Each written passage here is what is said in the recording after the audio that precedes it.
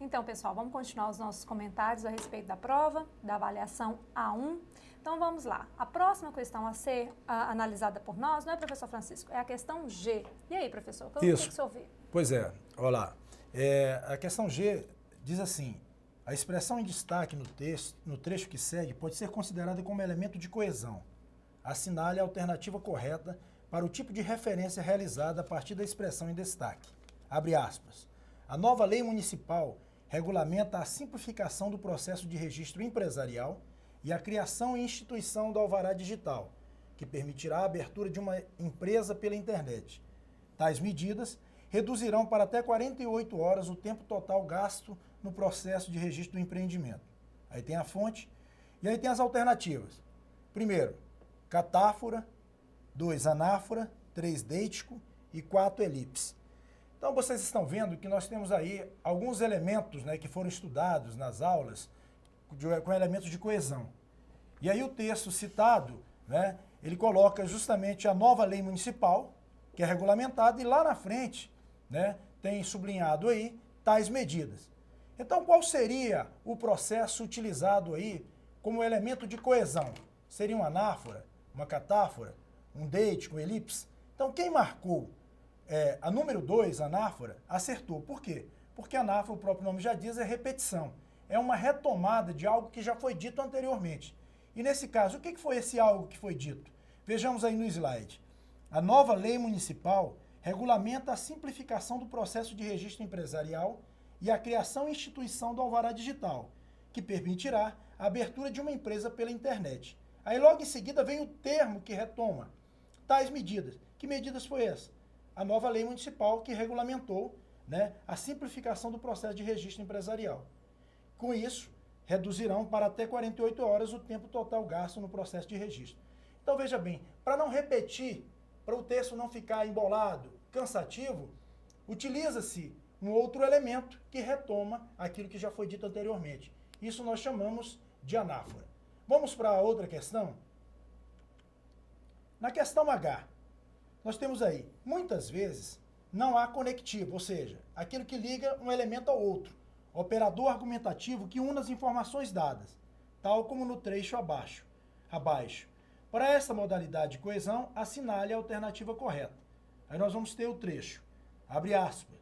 Os fenômenos naturais podem trazer destruição, muitas vezes deixando famílias desabrigadas e cidades destruídas. Na Flórida, sábado passado, um furacão trouxe desespero e caos às comunidades mais pobres.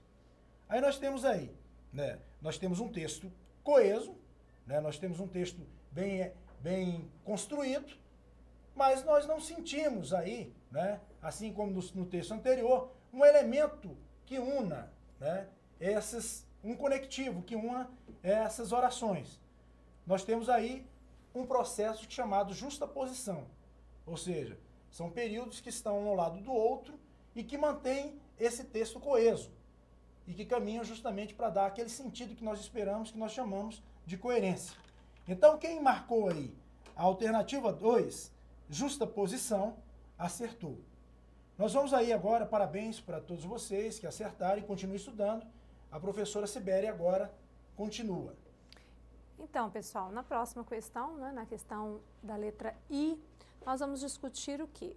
Vejamos lá. Analise a alternativa correta para a relação existente entre as orações presentes no período composto abaixo. Lembrando, período composto, né, associação de duas ou mais orações, ok? É possível você construir um período composto através do quê? Através da utilização de argumentativos, de operadores argumentativos, que interligam as partes, não é? Essas orações, essas expressões, essas ideias, ok? Mas ao fazer essa conexão, essa associação, essa junção, o que nós temos? Nós temos relações semânticas, relações de sentido, ok? Então, atrás daquela palavrinha pequenininha, aquele operador argumentativo pequenininho, eu tenho uma rede de significação, eu tenho semântica, ok? Então, vejamos aí o que eu tenho. Lá no slide tem uma frase, tá lá assim, ó. Eu adoro cinema, mas hoje não aceitarei o seu convite. Ora, se eu gosto tanto de cinema, tal como está na afirmativa, seria de se esperar que eu aceitasse qualquer convite relacionado a essa prática a esse lazer, não é isso? No entanto, a palavrinha mas, ela rompe, né, com aquela expectativa, ela quebra aquela expectativa e ela mostra, então, que um elemento surpresa, um elemento de oposição àquilo que já havia sido dito anteriormente. Então, a palavrinha mas, naquele contexto, vejamos lá como é que está. Ela está montando uma estratégia de oposição com aquilo que havia sido dito anteriormente. Eu adoro cinema, mas... Então, mas, porém, contudo, no entanto, são operadores argumentativos que, em algumas situações, ou na maioria das situações, ele pode vir dando essa ideia, não é? Trazendo essa ideia, essa semântica, essa relação semântica de oposição. Cuidado, não é decoreba, depende do contexto. Em alguns outros momentos, é possível que isso se torne um pouco mais flexível e que o jogo argumentativo, que a estratégia que foi adotada pelo autor do texto, faça com que o mas ou qualquer outro operador argumentativo se transmita, melhor dizendo, transmita uma ideia um pouquinho diferente de oposição, ok? Então, fiquem aí atentos. Quem marcou, portanto, a alternativa 1 para a questão I acertou, ok? Próxima questão, a questão J. O que eu tenho lá?